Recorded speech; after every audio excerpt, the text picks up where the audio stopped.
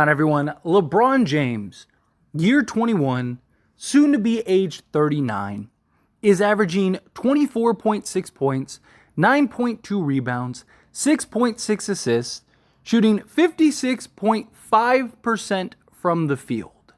This guy, it's unbelievable. And look, I've said this before, I will say it 100 more times. Appreciate this while you can. I mean, this is unprecedented. We have never seen anything like this in the history of sports, right? The guy is just next level. He's averaging 36 minutes a game for a guy that was supposed to be anywhere from 28 to 30 minutes per game. Now, I do think that as the team progresses and as we, move throughout the course of the season and guys start coming around, like you're starting to see D'Lo kind of get back into his stride. Austin Reeves, hopefully he just had his turning point moment and he can kind of get back in stride for a full course of a game. Christian Wood has been great, right? Anthony Davis has been really good outside of that one Denver game, right? My hope is that as guys start to come into their own, we get Jared Vanderbilt back, guys start getting healthy, we can be better defensively, that we'll start winning more games and not playing catch up from behind down 20 to where LeBron has to play 40 minutes for us just to squeak out a win. That's my hope. And I do think that will be the case, but time will tell, right? We will see as we move and progress throughout this season. LeBron is also shooting 35.5% from three, which, is usually around 36%. Right? He's been atrocious the last few years, but he's starting to knock down some threes. I hope that he doesn't become too in love with the three ball, right? Like we've seen in previous years. I love what we're seeing from LeBron, where he's just putting his head down and getting to the basket and just saying like, hey, you're not going to stop me. I'm going to go get my buckets whenever I want. And you see him kind of picking and choosing his spots, which I love, right? Because, look, LeBron's one of those guys. He shows up and he's got 20. I mean, we've seen several times this year where LeBron has like 9 points through like 3.5 quarters, and then he finishes the game with like 25. And we saw that a lot last year, too, because he's kind of doing multiple fronts. One, he's trying to get everybody going, right? And then two, he's trying to conserve himself to go into that fourth quarter and be the LeBron James we need to close out and win a game. Now, I'm hoping that doesn't have to happen every game this season where we need fourth quarter LeBron where he has to go and give you 10 to 15 points in the fourth. I hope more times than not, LeBron's either not playing the fourth at all, or if he is, it's in limited minutes and he's just kind of coasting out there because we're just trying to maintain a lead. That's what I'm really hoping to see with this. But LeBron has been spectacular this year, and I know a lot of people say, I criticized LeBron a lot last year and, I shouldn't be criticized, which I don't understand, right? I get a lot of slack for people that are like, oh, like you must hate LeBron. No, I don't hate LeBron. LeBron is still proving to be a top 10 player. I mean, I even said in a stream last night that I believe if LeBron keeps this production, this level of play, and he plays around like 58 to 60 so games, I think they'll give him the MVP of the season. Assuming the Lakers are good and he continues this production. Because one, their excuse and their argument will be, oh, he's exempt from the new rules because they've already done that for like the resting rule and stuff. I think two, voter fatigue is a real thing, and I think that they're not going to want to give it to another big man. And three, the story and just the media and hype and stuff for the NBA would be great, right? LeBron, age 39, year 21, being the first ever MVP. Oh, believe me, if they can give him that MVP, they will give him that MVP. So I love LeBron. I have said repeatedly, I think he is the greatest basketball player to ever play the game. I think what he's been able to do is ridiculous. I know people hold, the lack of rings and finals wins and stuff like that on him, but that's all team accolades, right? Those are team accomplishments. And he's gone up against some of the greatest teams ever in history. You talk about a dynasty Spurs and a dynasty Warriors team. Jordan never went up against dynasties. He was the dynasty, right? But this isn't about a LeBron Jordan debate.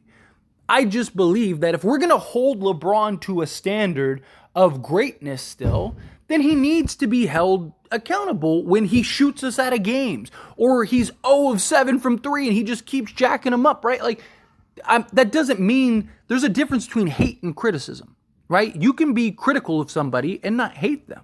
I praise LeBron. I mean, that's what this video is about, praising LeBron and his greatness. Both can be true, right? Just like I criticize Anthony Davis, Austin Reeves, I've talked and had criticisms about, right? Gabe Vincent, D'Angelo Russell. Like, I don't care who it is. I would do the same for Kobe, for Jordan, for Shaq, for whomever, right? Kevin Durant, you name it. If they deserve the criticism, then they deserve the criticism. But I'm not as critical as I might be on LeBron as I am others, because I do factor in he's in year 21, age 39. But I still see the absolute greatness with this guy. And it is ridiculous. I mean, dude, that Clippers game, he played 42 minutes, was a huge catalyst in us winning the game. I don't like that we lost that late lead. You know, we can't be losing 9-point leads late in games. Like, that cannot be happening, right? But LeBron to just step up, come, help take that lead, help close down the stretch, help, get us in a position to where we could win that game is ridiculous. Him playing 42 minutes in and of itself is ridiculous. All the mileage and stuff that he has, he's like 400 minutes or whatever. Well, now it's less, but he's like 400 minutes away from being the all-time leader in minutes played. That's ridiculous. And 35 points, 12 rebounds, 7 assists, 13 of 19 from the field, 4 of 8 from 3. When LeBron is shooting well, shoot the ball. I don't mind LeBron shooting the 3. He has to, right? I don't mind him taking, 5 to 6 threes a game, right? Especially if he's hitting. If you're hitting them, take them, right? He was 50% from 3. Take them. Take those shots. It bothers me when, certain selections, right? Like, it's just, we're on a run. We cut it to 1, right? And it's like, LeBron, put your head down and get to the basket. And instead, he'll settle for like back-to-back threes, and he's 1 of 6. It's like, come on, dude, awareness, right? Like, we don't need a 3 in that spot. We need a W in that spot, right? But in games like yesterday, let him fly, right? He was lighting it up. I love that. Free throws still continue to be a problem. He's got to make his free throws, man. 50% for the free throw line. That's rough. But everybody's been. Anthony Davis missed 2 free throws. Guys have been struggling from the free throw line, but Reeves and D'Lo hit some clutch free throws down the stretch. But LeBron also defensively has been remarkable. I mean, absolutely remarkable. He has been setting the tone on the defense side of the basketball. And it's not just the flashy blocks and stuff. Like, something else. The fact that he has the athleticism that he has is like ridiculous to me. Absolutely ridiculous. But he still has it. I mean, his ability to just get up is it is ridiculous. But, in this game he had 2 blocks and a steal, 4 turnovers, which isn't great, but that's actually good for LeBron. But I love what we're seeing from LeBron James, and I really want people to appreciate it, right? I really want people to understand where we are at. But we need other guys to continue to step up. D'Lo has stepped up. I don't expect him to average 27 a game. He gave us 28 in the Orlando game, 27 in this Clippers game. I don't necessarily expect that. But, give me 17 to 20. Reeves, give me, 15 to 20. Right, Rui chipping in, 10 to 15. Wood chipping in, 10 to 15. Prince, he has his hot shooting nights. right? Hopefully Gabe Vincent can start turning around a little bit. Jackson Hayes gives us a couple lobs here and there, gives us, 5 to 8 points or whatever, right?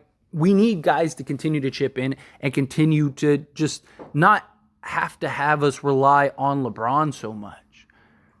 Because we're going to need LeBron in the playoffs. And you don't want to wear him down and burn him out over the course of the season. And now he's exhausted or he's dealing with some nagging injury or something like last year. And we need him to be LeBron James for us. And we need him to go and close games down the stretch and completely take over games and dominate and turn back the clock for a game or two each series.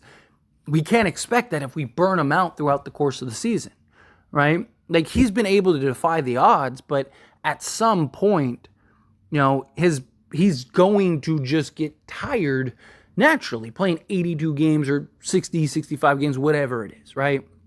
But I do expect guys to start picking it up. I do expect this team to figure it out. They're going to be very good. It's going to take a little time, right? All things take time.